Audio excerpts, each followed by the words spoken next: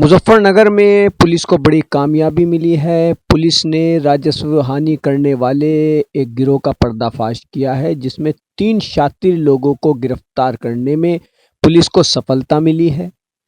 मुजफ्फरनगर में थाना cyber crime police द्वारा फर्जी कंपनियां रजिस्टर कर उनके जीएसटी नंबर पर फर्जी बिलिंग कर करोड़ों रुपए की राजस्व हानि करने वाले गिरोह का पर्दाफाश कर 3 शातिर अभियुक्तों को गिरफ्तार करने में पुलिस को सफलता मिली है। इसके बारे में पुलिस की ओर से मीडिया को पूरे मामले से अवगत कराते हुए विस्तार पूर्वक जानकारी दी गई।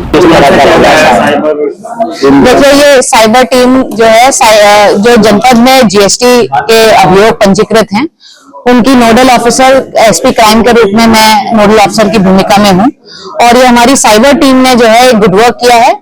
इसमें जो है जो पंजीकृत जीएसटी के प्रकरणों में सरकार को आर्थिक रूप से नुकसान पहुंचाना और रॉन्गली आईटी प्रकाश में आया था, जिसको हम लोगों ने टेक्निकली सबूतों को, साक्ष्यों का एकत्रीकरण किया और उसके बाद आज ये 3 अभियुक्त अफजल, मोनिश और हाफिज जो हैं वो गिरफ्तार किए गए हैं, जिसमें हाफिज और मोनिश ये दोनों सीए और अकाउंटेंट का काम करते हैं और ये काम जो है 2023 से ये तीनों लोग ये मिलकर काम कर रहे थे।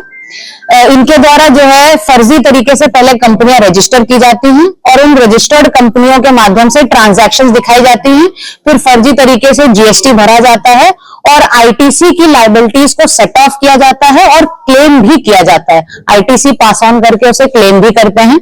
तो इस तरह से ये जीएसटी की चोरी करके जो है सरकार को और भारतीय अर्थव्यवस्था को नुकसान पहुंचाने के लिए का ये काम कर रहे हैं। क्या इसके लिए क्या कोई केस फाइल हुआ था या जीएसटी अधिकारियों ने आप लोगों को सूचना दी? देखिए, ये पहले ही अक्टूबर सितंबर मंथ में जो है जीएसटी के अधिकारियों द्वारा ये मुकदमे पंजीकृत कराए गए थे हमारे विभिन्न थानों में, जिसमें जांच के क्रम में ये सारी चीजें प्रकाश में आई हैं, जिसके बाद ये 3 अभियुक्त गिरफ्तार हुए हैं। जो 2 अकाउंटेंट हैं उसमें से एक एलएलबी पास है, एक एलएलबी कर रहा है और दोनों ही सीए एंटर का कोर्स कर रहे हैं, मतलब सीए आधा सीए हो चुका है। और जो तीसरा अभियुक्त है जो ये सारी फर्मों को क्रिएट करता है, उसका नाम अफजल है, जो 5वीं पास है। कितने का राजस्व अभी हमारे पास जो डेटा आया है उसमें लगभग 34 फर्मों के डॉक्यूमेंट हमारे पास मौजूद हैं। इसके अलावा भी इनके मोबाइल और लैपटॉप का जब हमने अवलोकन किया है तो 100 से अधिक फर्मों का डेटा और उनसे रिलेटेड जीमेल आईडीज, उनसे रिलेटेड आधार पैन नंबर्स, उनसे रिलेटेड बिल जो बने हैं, ईवे बिल बने हैं, उन सब का डेटा इनके मोबाइल नंबर्स पर और इनके जीमेल आईडीज पर, इनके लैपटॉप्स पर सुरक्षित है, जिसे एनालिसिस के लिए भेजा जा रहा है। काम कर लेते, कोई ऑफिस खोल रखा था शहर में क्या? इनका कोई एक पर्टिकुलर ठिकाना नहीं है, ये लोग अपने अपने घर से ही ये काम करते हैं।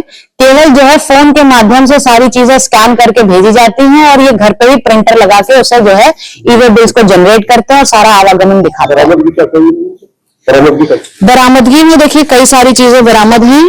इसमें 6 मोबाइल फोन बरामद हैं, 5 लैपटॉप हैं, एक हार्ड डिस्क है, एक इंटरनेट डोंगल है, 3 रबर स्टैम्प मोहरें हैं, एक चेकबुक है। ये डिजिटल सिग्नेचर्स भी जो फाइलिंग के लिए इस्तेमाल होता है, उसके डिजिटल सिग्नेचर्स जो इन्होंने तैयार किए, एक्सेस किए, उसमें 12 अदद डिजिटल सिग्नेचर्स हैं, 2 कीबोर्ड है, 2 प्रिंटर्स हैं, 3 लैपटॉप चार्जर्स, आधार कार्ड, पैन कार्ड और सिम कार्ड हैं, 34 जीएसटी फर्मों के प्रपत्र हैं। इसमें मैं एक और बात बता दूं, एक क्रेटा गाड़ी भी बरामद की गई है और जानकारी के अनुसार ये हो रहा है कि अफजल जो है वो कई मकानों का कई सारे मकानों का मालिक है और कई गाड़ियों का भी मालिक है, जिस पर समीक्षा चल रही है, जो इसने किसी और के नाम पर खरीद कर जो ये चला रहा है। संपत्ति पर भी कोई बिल्कुल इनकी संपत्तियों को भी ट्रेल किया जा रहा है और फिर ये संपत्ति जब्तीकरण की कार्रवाई भी कराई जाएगी। टोटल कितने की जीएसटी नहीं?